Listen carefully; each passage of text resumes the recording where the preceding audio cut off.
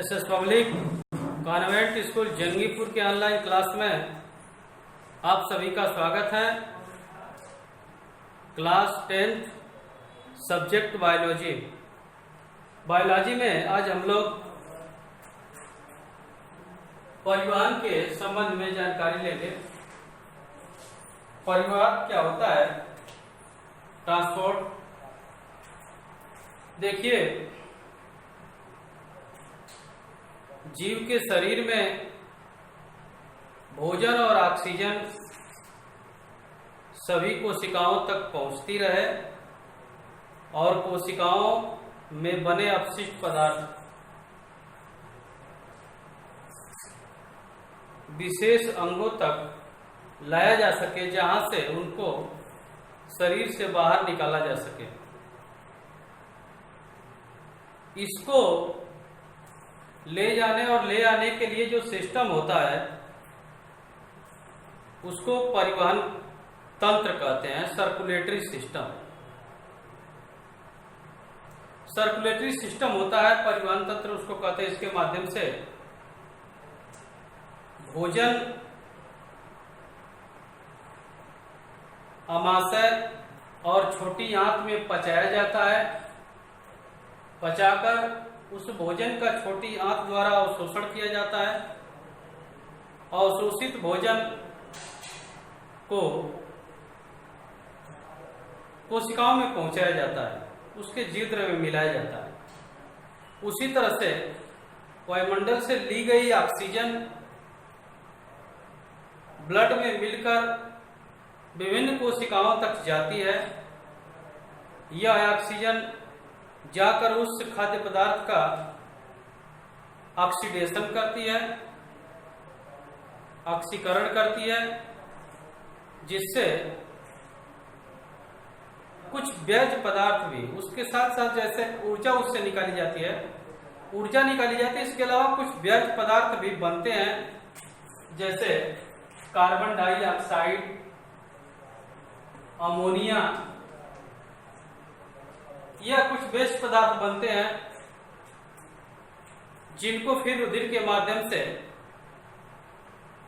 विशेष अंगों तक पहुंचाया जाता है। वे विशेष अंग इन अपशिष्ट पदार्थों को शरीर से बाहर निकालते हैं। तो डिफिनेशन ऑफ ट्रांसपोर्ट, परिवहन की परिभाषा बनती है कि शरीर के अंदर खाद्य पदार्थों तथा ऑक्सीजन को कोशिकाओं तक पहुंचाना और वहां से अपशिष्ट पदार्थों को और लाभदायक पदार्थों को भी, अपशिष्ट तथा लाभदायक पदार्थों को कोशिकाओं और विशेष अंगों तक लाना ट्रांसपोर्ट कहलाता है, परिवहन कहलाता है। यानी कि शरीर में पदार्थों का एक स्थान से दूसरे स्थान तक ट्रांसफर, स्थानांतरण ही परिवहन कहलाता है। जैसे मैं बताया कि खाद्य पदार्थ और ऑक्सीजन का कोशिकाओं तक ले जाना, पहुंचाना और वहां से बने लाभदायक और व्यर्थ पदार्थों को कोशिकाओं और विशेष अंगों तक लाना परिवहन कहलाता है, ट्रांसपोर्ट कहलाता है। ट्रांसपोर्ट में, परिवहन में ये जरूरी नहीं है कि केवल लाभदायक पदार्थों का ही ट्रांसफर हो, केवल लाभदायक पदार्थों का ही स्थानांतरण हो। लाभदायक पदार्थों के साथ साथ हानिकारक पदार्थों का भी ट्रांसपोर्ट होता है, परिवहन होता है। अब यह परिवहन कितने प्रकार के होते हैं, इसके बारे में टाइप्स ऑफ सर्कुलेटरी नहीं, ये परिवहन तंत्र कितने प्रकार के होते हैं मैं बताया था अभी आपको कि ये जो ले जाने और ले आने का जो क्रिया होती है, कार्य होता है, ले जाने और ले आने का जो कार्य होता है, इसके पीछे एक सिस्टम काम करता है जिसको सर्कुलेटरी सिस्टम कहते हैं, परिवहन तंत्र। यानी कि परिवहन की क्रिया को संपन्न करने के लिए, परिवहन की क्रिया को कराने के लिए इसमें जो अंग भाग लेते हैं, इन अंगों के कंबाइंड रूप को हम सर्कुलेटरी सिस्टम कहते हैं, परिवहन तंत्र। अब यह परिवहन तंत्र कितने प्रकार के होते हैं इसके विषय में जानेंगे। परिवहन तंत्र के प्रकार, टाइप्स ऑफ सर्कुलेटरी सिस्टम। तो देखिए, पहला है जल परिवहन तंत्र, वाटर सर्कुलेटरी सिस्टम। जल परिवहन तंत्र, वाटर सर्कुलेटरी सिस्टम।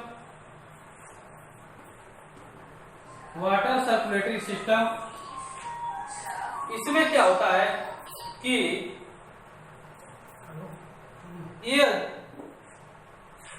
जल परिवहन तंत्र जैसे कि स्पंज हुआ, हाइड्रा हुआ, हाइड्रा, सितारा मछली, वो रामचंद्र की पोखरा के बगल में सितारा मछली, स्पंज, हाइड्रा, सितारा मछली, इनकी बॉडी छिद्रयुक्त होती है। इनके शरीर में स्पोर होते हैं, छिद्रयुक्त इनकी बॉडी होती है। 3 बजे तक रहेंगे। और जैसे इस तरह से छिद्रयुक्त इनकी बॉडी, इसमें छिद्र होते हैं। ठीक। और इसमें जो है जल की धाराएं इसमें प्रवेश करती है और बाहर निकलती रहती है। अस्टिया द्वारा प्रवेश करती है, अस्कुलम द्वारा बाहर निकलती है।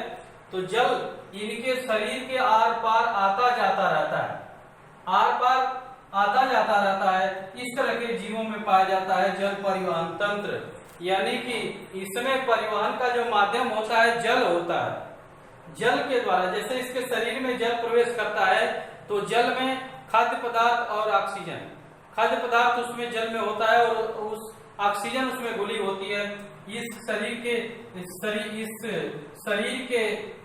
शरीर में जब जल की धारा प्रवेश करती है तो यह जीव उस जल में से खाद्य पदार्थ तथा ऑक्सीजन को अवशोषित कर लेता है और अपने शरीर में बने व्यर्थ पदार्थ को उसी धारा में छोड़ देता है, जल की धारा में। जब वह जल की धारा बाहर निकलती है तो वह व्यर्थ पदार्थ इसके शरीर के बाहर पानी के साथ निकल जाता है।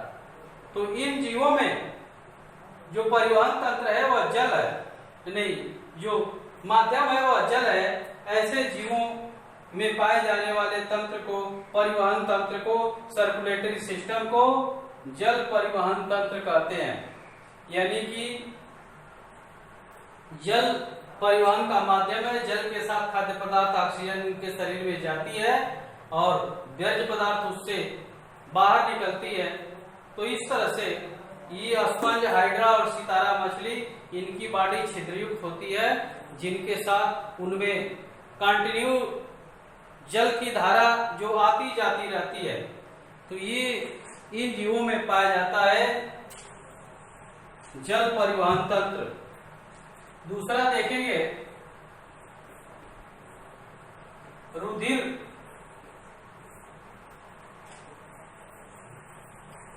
ब्लड सर्कुलेटरी सिस्टम कहेंगे जिसको।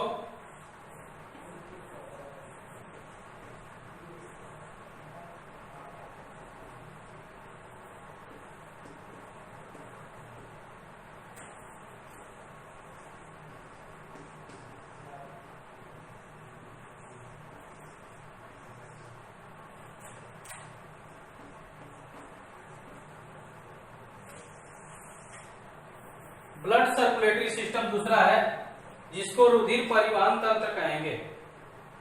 यह है रुधिर परिवहन तंत्र, ब्लड सर्कुलेटरी सिस्टम, यानी कि जिसकी हिंदी होती है रुधिर परिवहन तंत्र।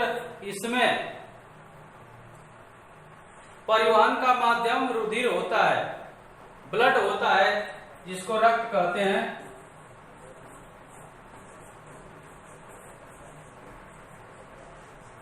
रुधिर परिवहन तंत्र या रक्त परिवहन तंत्र जिसकी हिंदी होती है। इसमें ब्लड, परिवहन का माध्यम ब्लड होता है। ब्लड के माध्यम से खाद्य पदार्थ और ऑक्सीजन, दोनों खाद्य पदार्थ और ऑक्सीजन कोशिकाओं तक पहुंचाई जाती है और कोशिकाओं से कार्बन डाइऑक्साइड और NH3 अमोनिया विशेष अंगों तक, उत्सर्जी अंगों तक कहेंगे, उत्सर्जी अंगों तक लाई जाती है। तो इस तरह से ब्लड जो है परिवहन का काम करता है। इस कारण से इसको ब्लड सर्कुलेटरी सिस्टम कहते हैं, रक्त परिवहन तंत्र या रुधिर परिवहन तंत्र। इसमें जो है कशेरुकी जो प्राणी होते हैं, कशेरुकी प्राणियों में यह ब्लड सर्कुलेटरी सिस्टम पाया जाता है। स्तनधारी जंतु, पक्षियां, इसमें ब्लड सर्कुलेटरी सिस्टम पाया जाता है, यानी कि ब्लड के माध्यम से परिवहन होता है। ब्लड के माध्यम से परिवहन होता है। जिन पदार्थों को एक स्थान से दूसरे स्थान तक ले जाना या ले आना होता है, वह ब्लड के माध्यम से ही होता है। ब्लड के सहारे वो बहा कर लेकर जाए जाते हैं, लेकर आए जाते हैं। इस तरह से इसको ब्लड सर्कुलेटरी सिस्टम कहते हैं। तीसरा है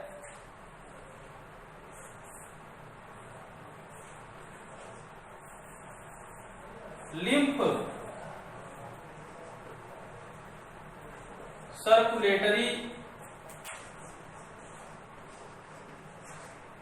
सिस्टम। लिम्फ सर्कुलेटरी सिस्टम जिसकी हिंदी होती है लसिका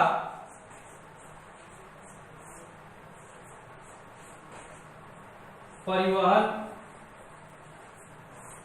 तंत्र। लसिका परिवहन तंत्र, लिम्फ सर्कुलेटरी सिस्टम। पहले तो देख लें लसिका क्या होती है। तो लसिका ब्लड का छना हुआ एक तरल रूप होता है। ब्लड का छना हुआ एक तरल भाग होता है जिसको लसिका कहते हैं। इस लसिका में आरबीसी नहीं होती, लाल रेड ब्लड कार्पसेल्स यानी कि लाल रक्त कणिकाएं नहीं होती है। WBC होती है, प्लेटलेट्स होती है और उसका प्लाज्मा होता है। इसका रंग लाल नहीं होता है, ठीक ना, इसका रंग लाल नहीं होता है। और यह उत्तक द्रव के रूप में भी जानी जाती है।